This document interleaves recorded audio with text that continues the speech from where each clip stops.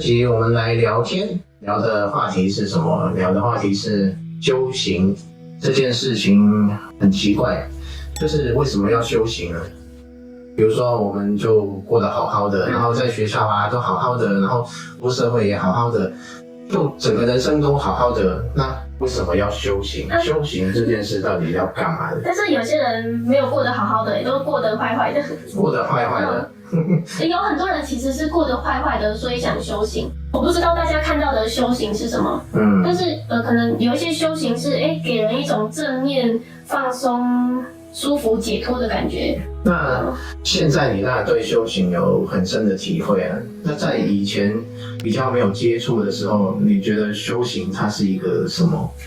其实说真的，以前我们不会去接触到这个词，但是我是对那种心灵比较有兴趣，这样子。心灵比较有兴趣。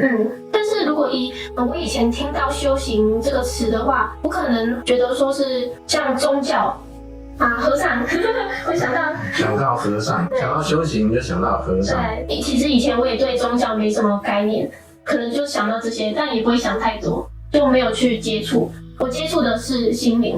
那跟我的道路就不太一样了。我是一开始就接触修行，像新时代啊、心灵、身心灵啊这方面，反而是比较后面才接触到。我一开始我就先接触到修行，尤其是佛教的修行。可是当时我会以为，修行就是念经啊，然后念咒啊，每天需要打坐啊，我以为这些就是修行的全部。那我只要这样做下去，当我念经能够念到，比如说100万遍，那我就会成佛了，我就成道了。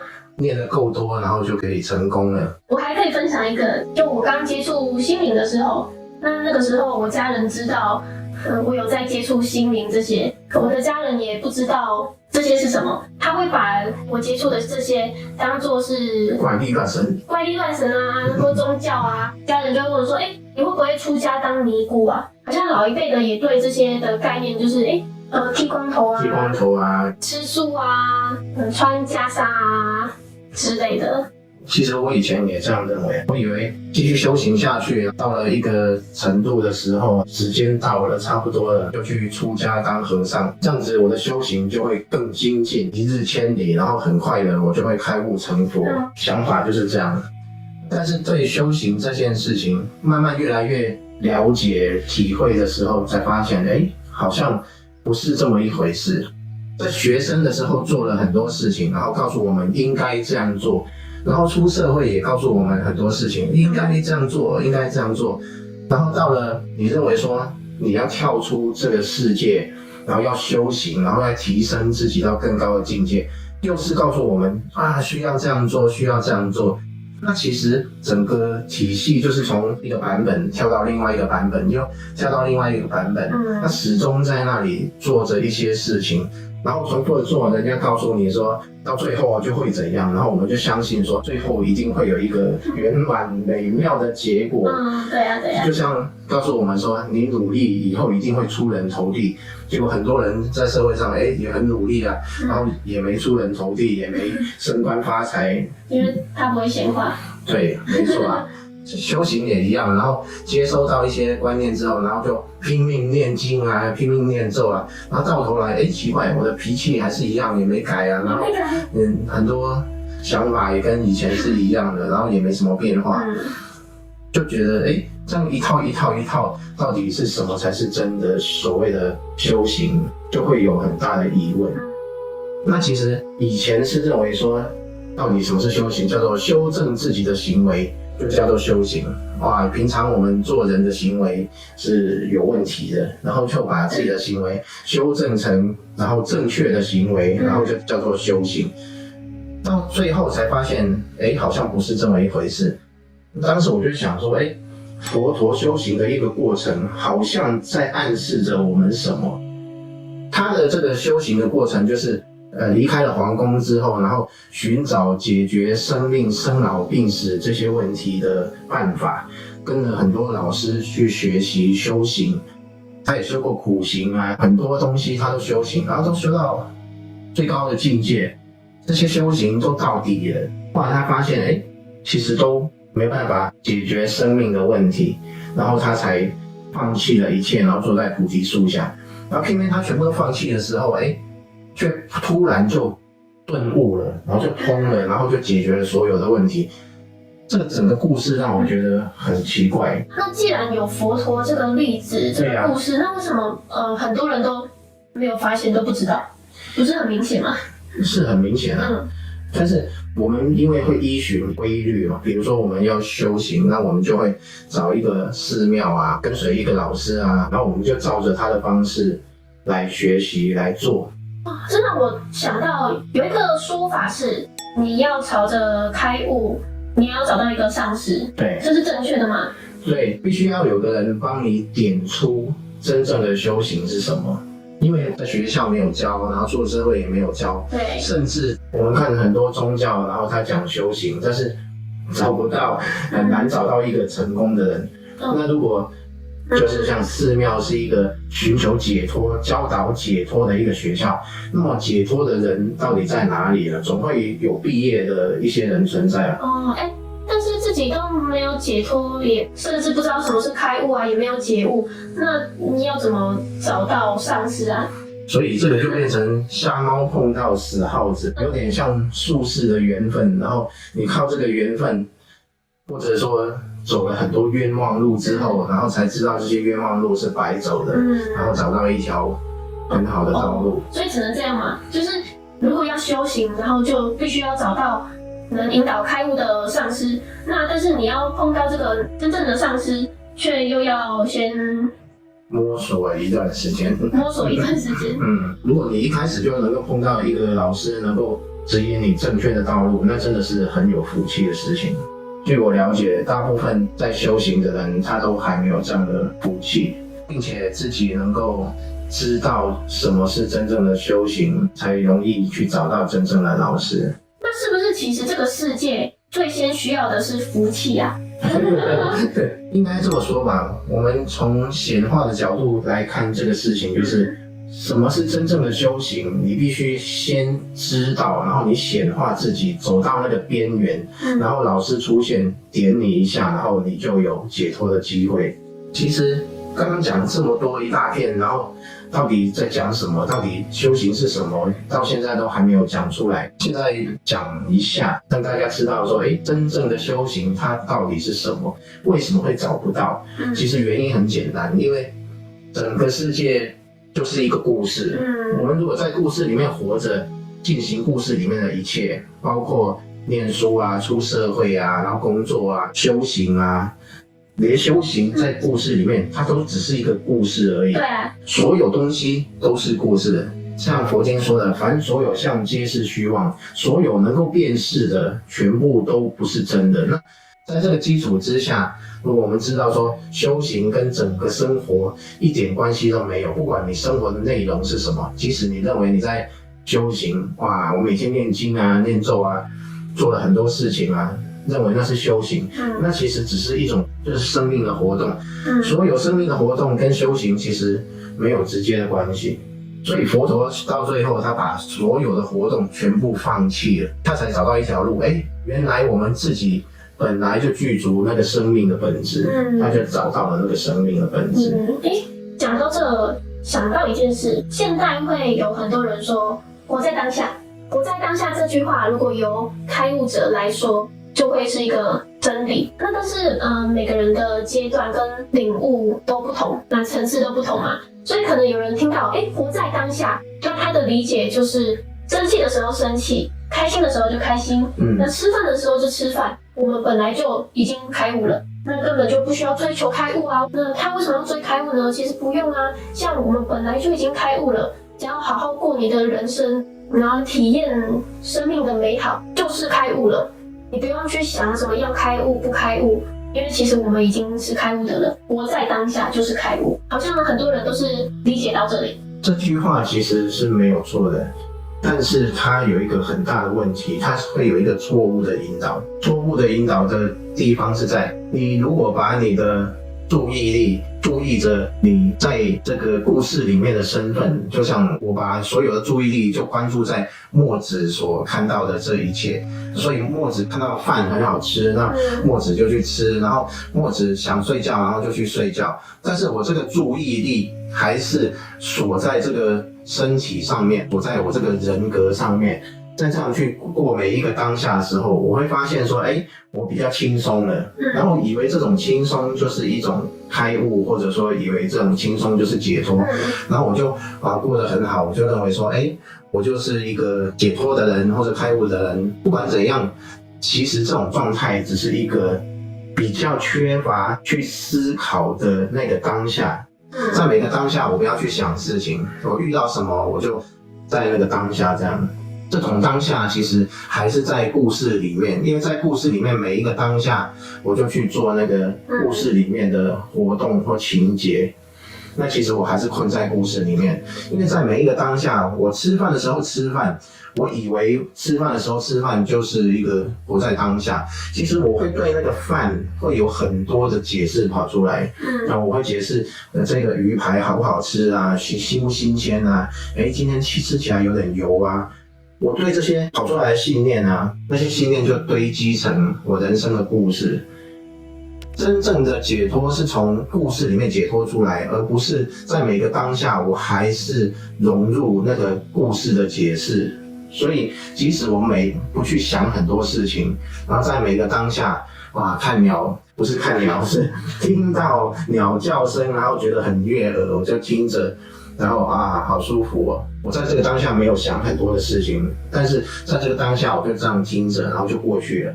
我还是在人生的这个故事里面，然后被锁在故事里面。只要锁在故事里面，就不是一个解脱的状态。所以这个当下跟真正的活在当下是不一样的。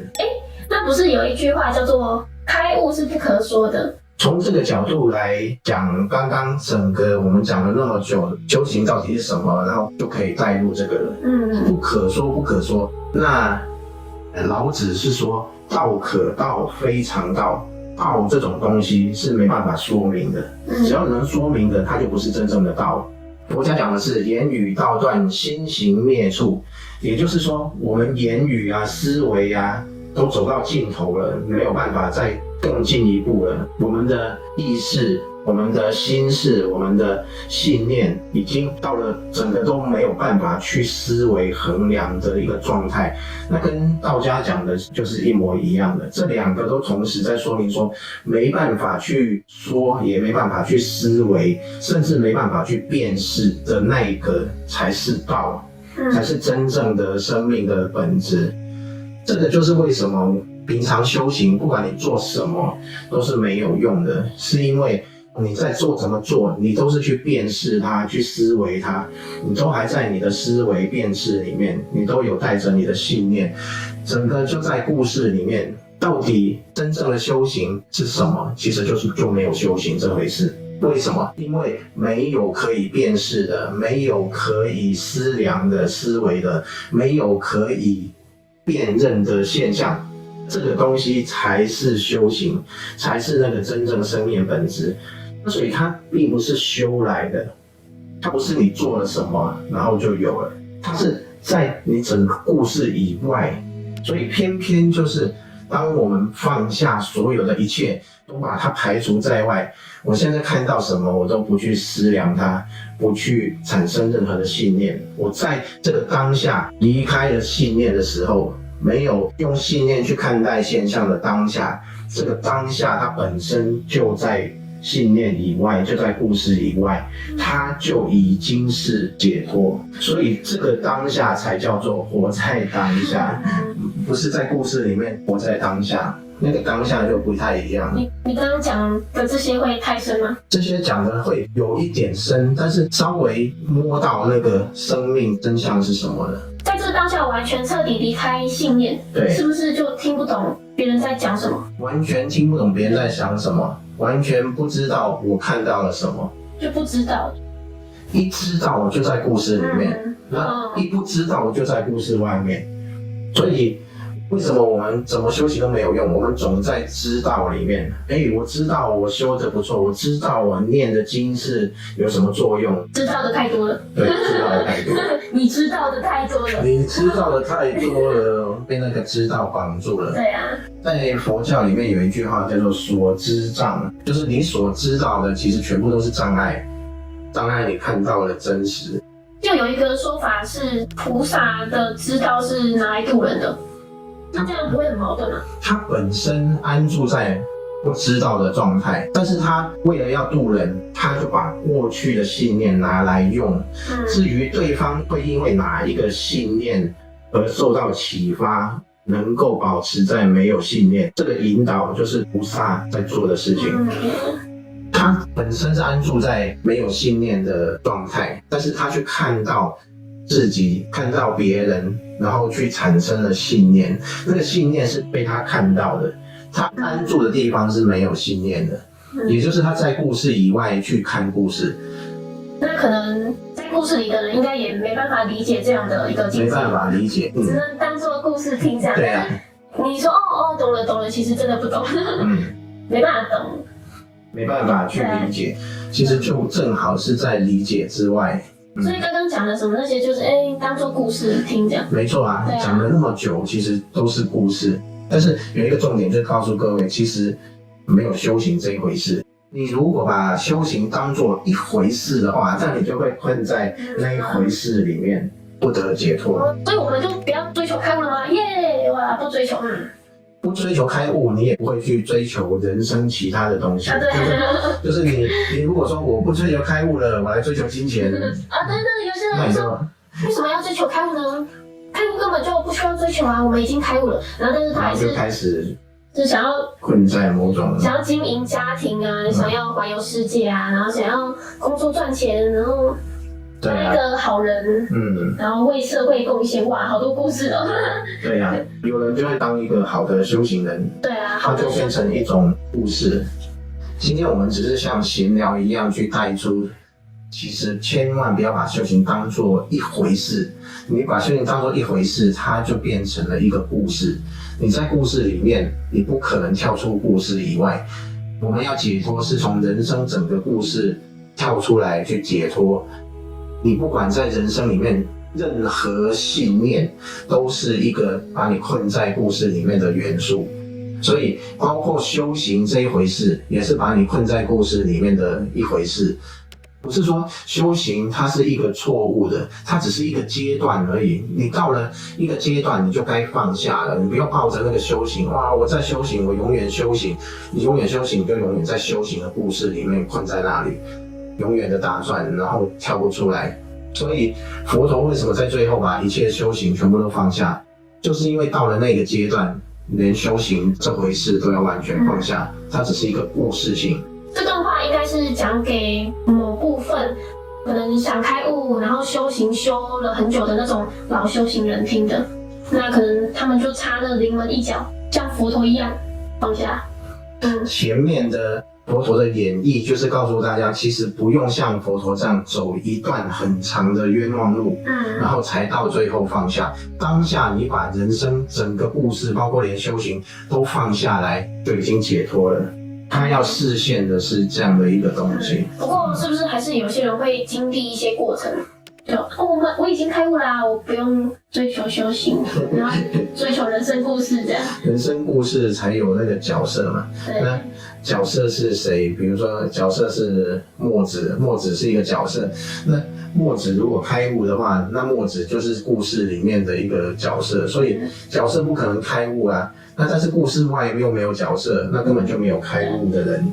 所以就是像那些觉得认为说，我已经开悟啦，我们每个人都已经开悟啦，根本不用追求开悟，根本不用修行，那我就好好过我的人生，享受人生美好，经营家庭啊，经营事业啊，这种就是在走冤枉路，就在故事里面打转。对啊，可以说我在体验故事，但是你说这样是开悟吗？刚刚前面讲那个就有点像，一个是我知道我开悟啦的一般人，那另一个是我不知道我开悟，我甚至不知道什么是开悟的一般人。一个是我知道我开悟了，一个是我不知道。跟大部分平常人有什么两样呢？没有两样，跟大部分的人完全一样。好啦，今天聊了这么多修行，就告诉各位说，你不要把修行当作解脱的办法，修行只是一个过程，也只是一个故事。你如果把修行当成解脱的办法，那你就会跳不出来。要把修行这件事也放下来。那今天就跟各位聊到这里，那下次见喽，下次再聊，拜拜。拜拜。